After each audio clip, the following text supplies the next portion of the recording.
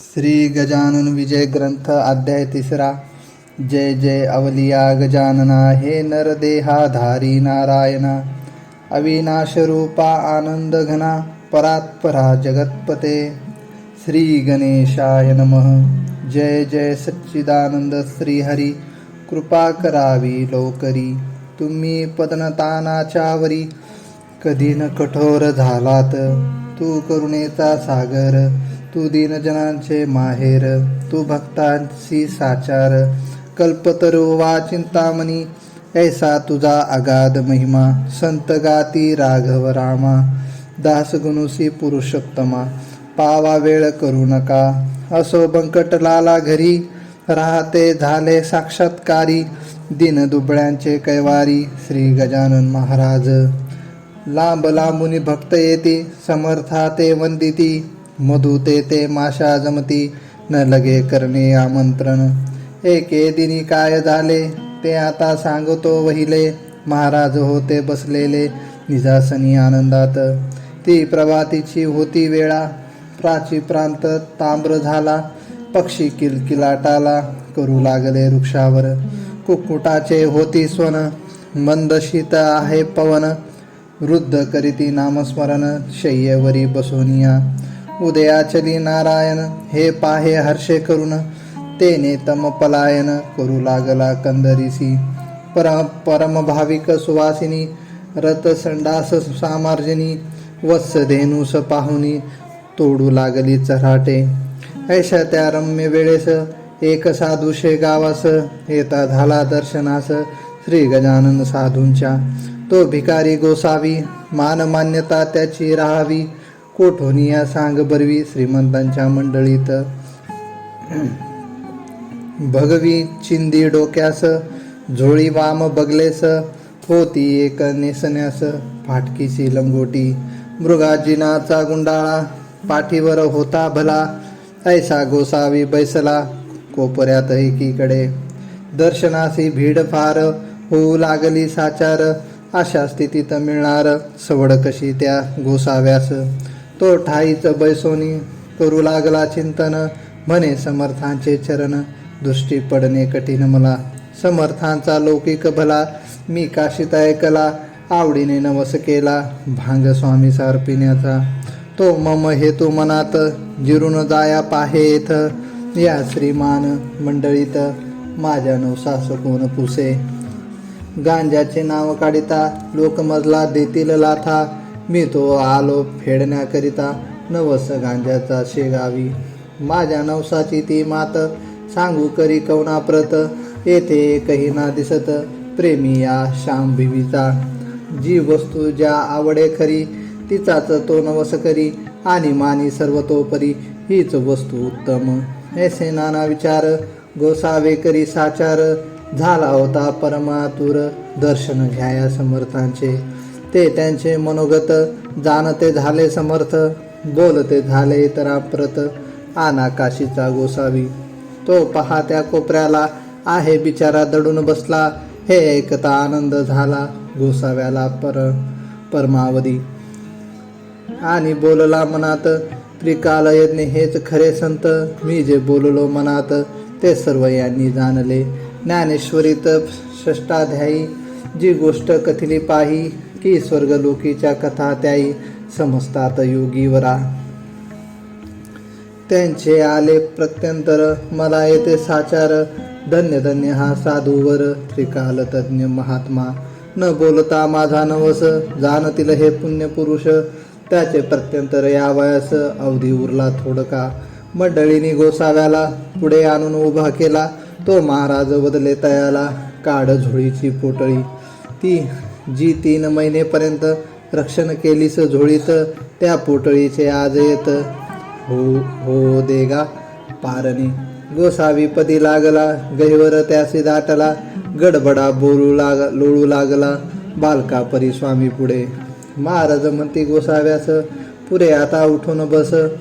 पोटळीच्या बुटीस, काढ बाहेर झोळीच्या. नवस केलास ते वेळी, नाही लाज वाटली. आणि आता काय ही लाविली, चाळवा चाळवी निरर्थक. गोसावी होता महाधूर्त, तो बोलता भीत भीत.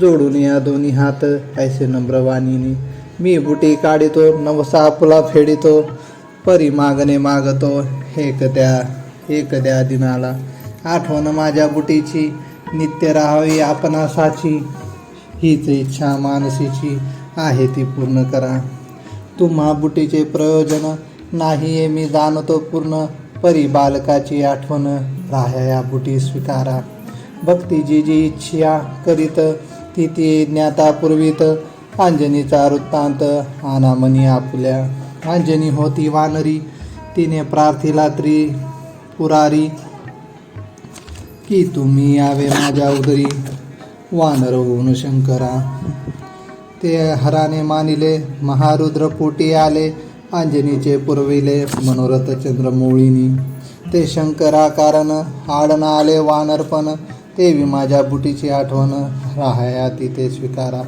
त्यातून तुम्ही कर्पूर गौर साक्षात आहात शंकर म्हणून बुटीचा अभेर करू नको दयाळा ज्ञानवल्ली शंकराने म्हटले आहे हिज कारणे ही इतरा आणि लवणे परिभूषण तुम्हाला महाराज किंचित घोटाळले परी अखेर होय म्हणाले मायेपूर्वी बाल कल्लळे वेडे वाकुडे असले जरी गोसाव्याने बुटी काढली हातावर घेऊन धुतली चिलमीत घालून पादिली पुण्यपुरुष गजानना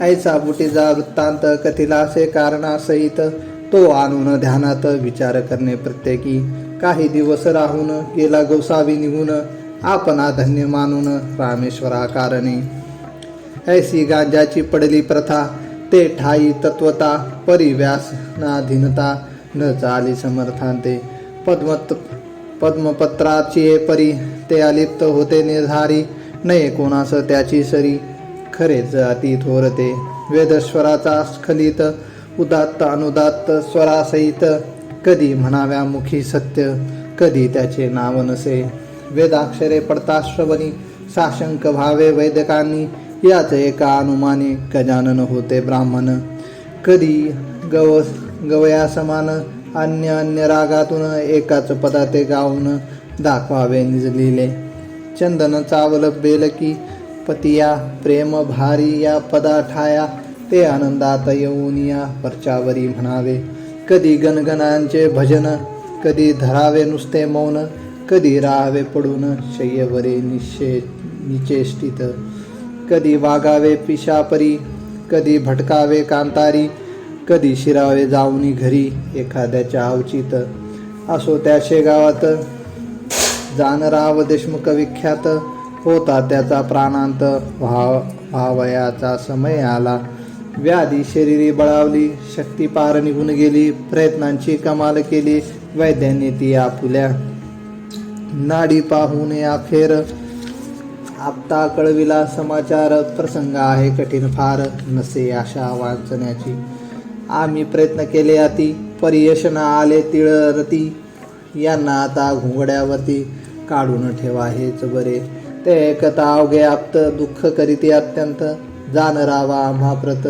सोडून तू जाऊ नको तुझ्या प्रत्यर्थ नवस केले नाना दैवत लागी भले परीन कोणी पावले हाय हाय रे दुर्दैवा वैद्याने टाकिले हात प्रयत्न झाले कुंठित आता अखेरच्या यत्नाप्रत करून पाहून एक वेळा बंकटलालाचे घरी आहेत एक साक्षात्कारी यांच्या योगे शेगाव नगरी झाली प्रति पंढरपूर साधूने आणल्या मनात काय एक नाही होत सच्चिदानंद बाबा प्रत ज्ञानेश्वरांनी उठविले त्यांचे पाहू प्रत्यंतर जा कोणी जोडा कर नका करू रे उगा उशीर वेळ अंत समयाची ते ऐकून एकाप्त आला बंकट सदनाप्रत जानरावाची हकीकत बंकटलाला कथन केली जानराव देशमुखाचा समय अंत काळाचा आहे आला आहे जवळी साच्या म्हणून आलो तुम्हाकडे महाराजांचे चरण तीर्थ द्या कृपा करून मजप्रत ते तीर्थ नोहे अमृत होईल वाटे जानरावा बंकटलाल म्हणे त्यावरी ही गोष्ट न माझ्या करी तुम्ही करावी आद्या तरी विनवनी आमच्या वडिलाला ऐसे त्याने सुचविले तैसे आपते तात्काळ केले भावानी रामा विनविले द्याया तीर्थ समर्थांचे.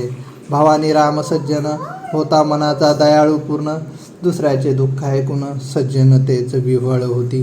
प्याल्यामध्ये भरून पाणी समर्थांच्या लाविले चरणी आणि केली विनवणी तीर्थ देतो जाणरावा.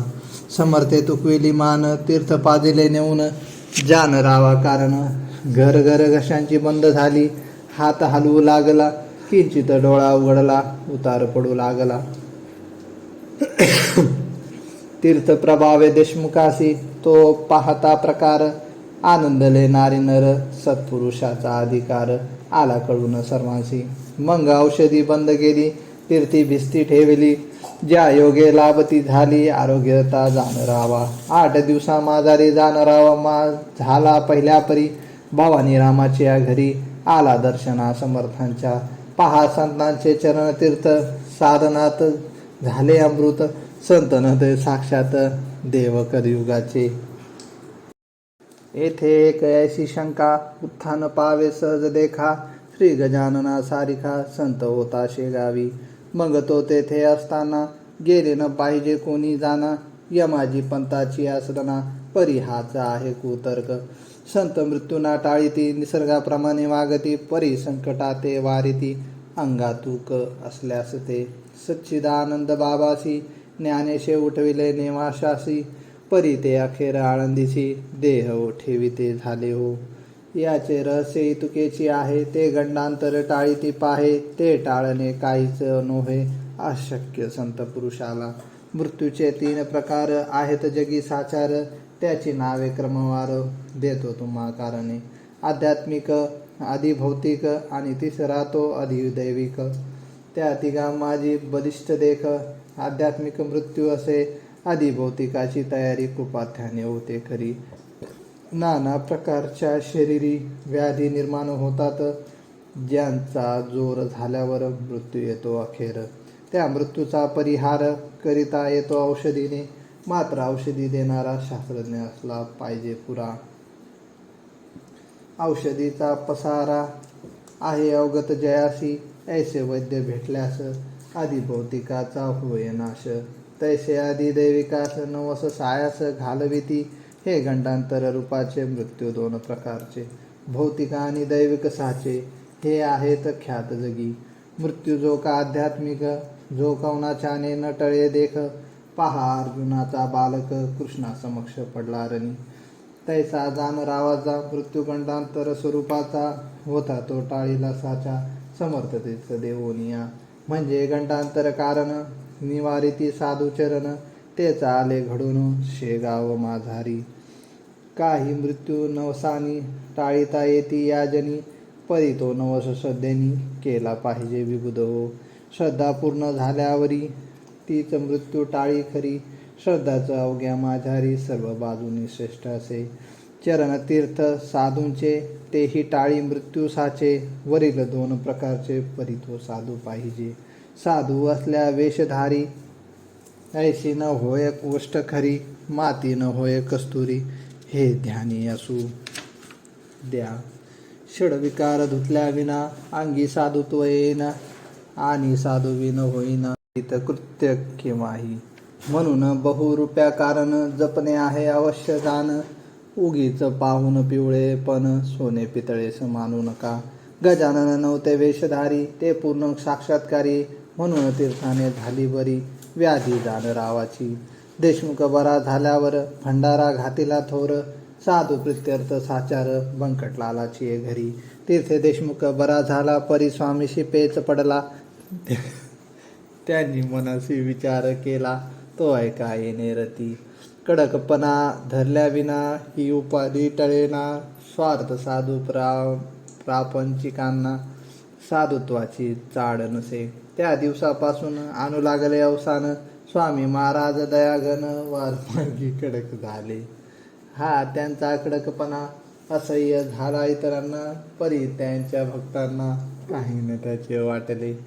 जेवी नरसिंह अवतार इतरांशी वाटला क्रूर. परी कयाधूचा कुमार मुळी न भ्याला त्या रूपा. वाघीन इतरा भयंकर परी तिचे जे काय असेल पोर. ते तिच्याच अंगावर निर्भयपणे क्रीडा करी. असो आता गोष्ट दुसरी सांगतो मी तुम्हा खरी. कस्तुरीच्या शेजारी बसल्या माती मोल पावे. चंदनाचा शेजार असला थोडा बहुत हिवर. वासित होतो साचार हा न्याय निसर्गाचा. वासित हिवर झालेला चंदन मानिला आपणाला. तरी त्याचा फजितीला पारावार न राही पुढे. जसे ऊस निपजतो तेथेच निवडुंग उगवतो. जो मोगरा वाढतो तेथेच येतो पिंगुळ. जेथे साधू सज्जन तेथेच मैद निर्माण. हिरे गारा एकवटून खानी माझी राहती. एक स्थान एक म्हणून किंमत नाही समान. तेज हिऱ्याचे हिऱ्या लागून पुशवीन गारेला. गार ती गारच राही पायाखाली तुडविले जाई. ऐशी स्थिती कधी न येई अमोलिक हिऱ्याला. श्री गजाननाचे सानिध्य ऐसाच होता एक मैद. संत सेवा हाच मद अंगी त्याच्या भरला असे. तो सेवा करी वरी वरी भाव निराळा अंतरी. मिठाई पेढे सावरी समर्थांच्या नावावर. भक्तगणास ऐसे म्हणे मी समर्थ कृपेचे पोसणे. प्रत्येक काम माझ्या विने होत नाही हे ठाया. मी कल्याण समर्थांचा अत्यंत आहे आवडीचा. कधी न खाली जावायचा शब्द माझा त्यांच्या पुढे. चिलीम त्यांची मीच भरी खाण्यापिण्याची तयारी. निजांगे मीच करी अत्यंत मी आवडीचा. ऐसे लोकास सांगत असे आपला सवरात करीत असे. त्या आदमाचे नाव असे माळी विठोबा घाटोळ. महाराज स्वयंमेव शंकर हा बनला नंदिकेश्वर. हमेशा करी गुरुगुर आल्या गेल्या भक्तावरी. ते अंतर्ज्ञानाने जाणिले सर्व समर्थांनी. कौतुक केले एकदिनी ते एका विबुध हो. परस्त काही मंडळी शेगावी दर्शना आली. तो मूर्ती होती निजलेली समर्थांची शय्येवरी. ही या कुणाचा होईना जागे करण्या समर्थांना मंडळीस होती जाणा त्वरा पुढे जाण्याची. ते कुजबुज करू लागले विठोबाला विनवते झाले. विठोबा मा पाहती गेले येथून आताचा परगावा. काम निकडीचे आहे फार कैसा करावा विचार. महाराज तो शय्येवर असती निद्रिस्त जाहले. त्यांचे दर्शन घेतल्या विना आमचा पाय निघेना. हे अवघड काम होईना तुझ्या वाचून हे ठाई. तू समर्थांच्या शिष्यात मुख्य धोरणी महाधूत. तुला आम्ही जोडितो हात एवढे काम करावे. ऐसा त्या तुनीनी विठोबा फुगून गेला मनी. त्याने आज जाऊन तस्कनी महाराजाशी उठवली. मंडळीचे काम झाले परिसंकट उडवले. घाटोळ विठोबावरी भले कर्म जैसे तैसे फळ. समर्थांच्या हाती काठी एक होती भली मोठी. तीच त्यांनी घातली पाठी त्या विठोबा माळ्याच्या. म्हणती बेटा माजून गेला आपली स्थिती विसरला. या लुच्च्याने आरंभीला उघड उघड व्यापार की. मला लावितो उपाधी घंटे आणून बांधितो मठी. घुमारे घाली कधी कधी ऐसा ती नीच हा. त्या घुमऱ्याचे बक्षीस घे मी देतो तुला खास. तुझवरी केला कृपेस होईन प्रभूची अपराधी. सोमला साखर मानू नये विषाजवळ करू नये. तस्कराशी लेखू नये निज कंठीचा ताईत. ऐशी रीती ठोकला छड्या खाली घाटोळाला. विठोबा तो पळाला पुन्हा ना आला मागुती. खरे जे का असती संत ते ते ऐसेच करीतात. ढोंगी मात्र जातात अशाची या करामध्ये. म्हणजे अधिराकारा वाचून ढोंगी बैसती होऊन. संत नांदी लावण्या जण ऐसे प्रकार कितीतरी. मतलबी त्यांना साथ देती अदो उदो त्यांचा करती. भलभलते सांगताती साक्षात्कार ढोंग्यांचे. त्याने दोघांचे काम होई अपर पैसा मिळविला जाई. परी ही प्रथा बरी नाही समाज जाईल रसातळा.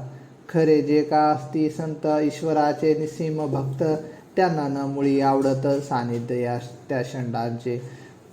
पतिव्रतेशी शेजार कसबिनीचा का पटणार. सोन्याप्रती अलंकार काय शोभती कथलाचे. संत शठाते राखीती परीन त्याला महत्व देती. ती जगातील एक व्यक्ती कृतकर्म भोगण्या आली असे. ऐसे मानसी समजून त्याविषयी धरती मौन. जेवी निवडुंगा लागून तान भूमी देते हो. मोगरा निवडुंगा आणि शेर ही जमिनीची लेकर. परी किमतीचा प्रकार निरनिराळा तो तिघांचा. मोगऱ्याचे संरक्षण करती निवडुंगाचे दहन. चिटलांसाठी बांधून शेर ठेविते दारावरी, तेवी संत भूमीवरी, रक्षण अवघ्यांचे करीते जरी, किंमती माझी ठेविते परी, गुणांप्रमाणे भेद पहा. नशीब विठोबा घोटाळाचे, हाती खडतर होते साचे, पाय लाभून साधूंचे, दैवर दूर झाले की.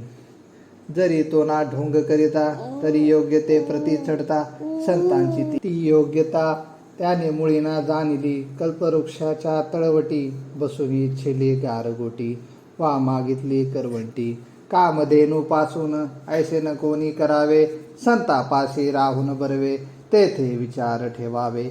अहर्निशी जागृत हा दास गुणू विरचित, श्री गजानन विजय ग्रंथ, तारक हो भवाब्दित.